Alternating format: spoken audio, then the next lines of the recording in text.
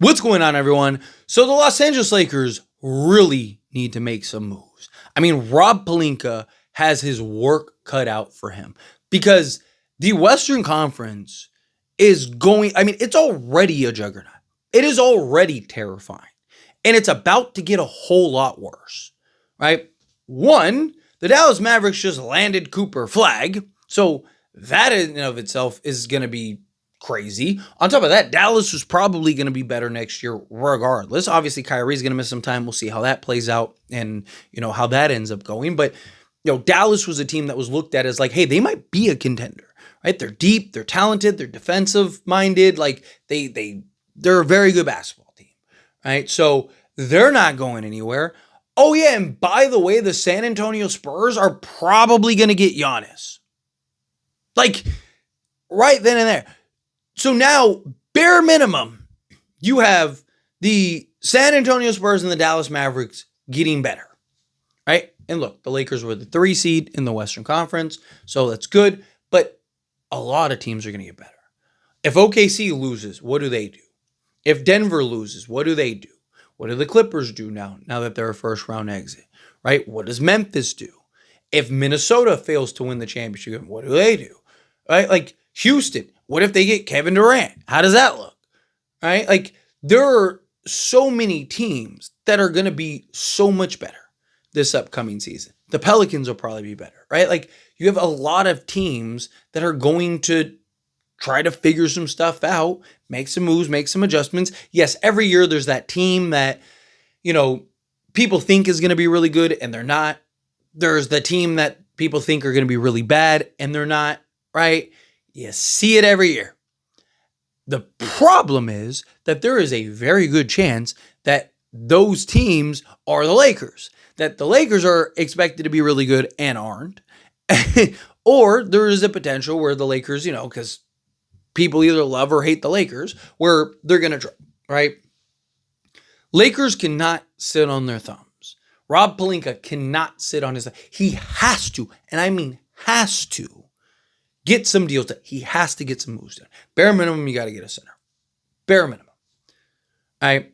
Beyond a center, got your work cut out for him. But I do have a couple concerns because, the Lakers' best assets are outside of like Austin Reeves and stuff like that, of course. But Lakers' best assets are the expiring contracts. The problem is how valuable are those going to be at the offseason? Now, they are an appreciative asset. So the longer you can hold out, the closer you get to the trade deadline, the more valuable those contracts become. Why? Because, again, they're expiring. So once you get to the trade deadline, you get these teams that, A, are like, hey, I thought we were going to be really good, and we're not, right? Or you get those teams that are like, hey, we want to be really bad, and we're not, right? So you got to get it both ways on the scale. And then what happens? The team that wants to be bad, they end up trading a bunch of guys and vets and all that stuff. The team that wants to be good, that isn't good, go, hey, we need to clean the deck a little bit and kind of retool in the offseason to get to where we want to be. And either way, that benefits teams like the Lakers. Why were the Lakers able to get Dorian Finney-Smith when Memphis was offering a first-round pick? Because the Brooklyn Nets valued that expiring contract of D'Angelo Russell much more than a protected first from the Memphis Grizzlies. It's that simple. And now the Lakers are going into an offseason in which you had a major disappointment. You need 2 centers, in my opinion, minimum. You, on top of that, need wing depth, 2-way guys, youth, athleticism, and, oh yeah, everyone in the Western Conference is probably going to get better, or most of the teams are probably going to get better this offseason. Lakers are not in a position to play around. Lakers are not in a position where where Rob Pelinka can, he's got to find ways. You got to be creative. You got to try. Can you find a diamond in the rough or two? Can you get some, valued trades? Can you find a couple moves that are, kind of, opportunistic? Can you find those opportunistic trades, right? Again, maybe take a flyer on a guy or two, right? you got to find a path. There has to be a path. And if you're Rob Pelinka, you have to find it. Because, again, LeBron James is going to be in year 41, right? Or age 41 in year 22, right? And you're expecting him to do everything again, on top of Luka being there. And if you don't get the right depth and Lakers will get left in the dust, right? It's possible. I mean, we've seen Luka miss the playoffs. We've seen Luka miss the play-in. We've seen the Lakers miss the playoffs.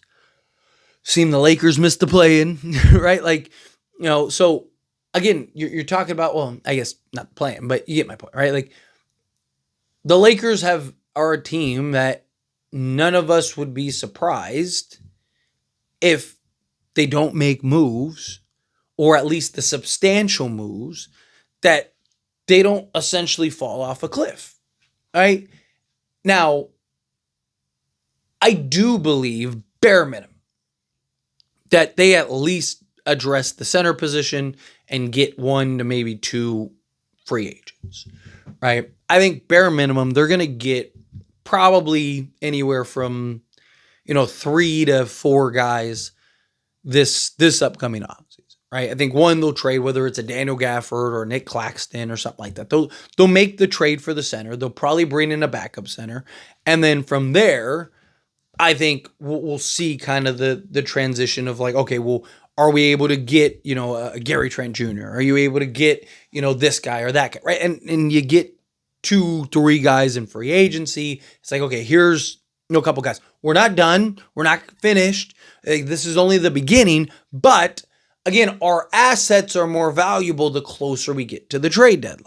The closer we inch to the trade deadline, all of a sudden, now we can make those. Now we can do the deal. Now we can, you get what I'm saying? So, like, to me, I think Lakers bare minimum got to address as many key needs as possible this upcoming offseason, right? So that way, then you can get into the trade deadline and either A, make the big splash play if it's available, if it makes sense, right? Like, the big splash trade is like Trae Young. No, it's silly. But like, if some guy becomes available that we're not thinking of or whatever, like, maybe you make that move, right? But point is like, I mean, every month, 2 months, 3 months, right? There's always somebody that ends up becoming available, right? But if you get kind of the base foundation, right? Get the base foundation.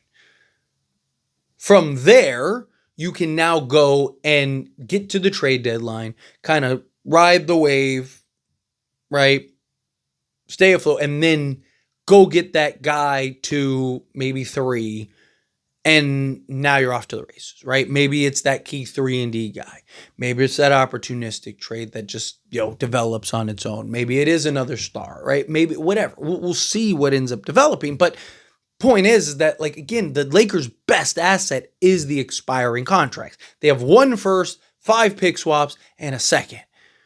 Right? That's not like this great treasure trove. And teams aren't going to value the Lakers' pick swaps the way that they would have pre-Luka.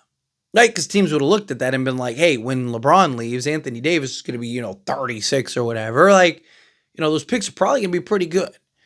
Right? But now with Luka, teams are going to look at it and go like, those picks are probably going to be awful. Right? Those picks are probably, the bare minimum, probably going to be a play-in team every year. So those picks aren't going to be great.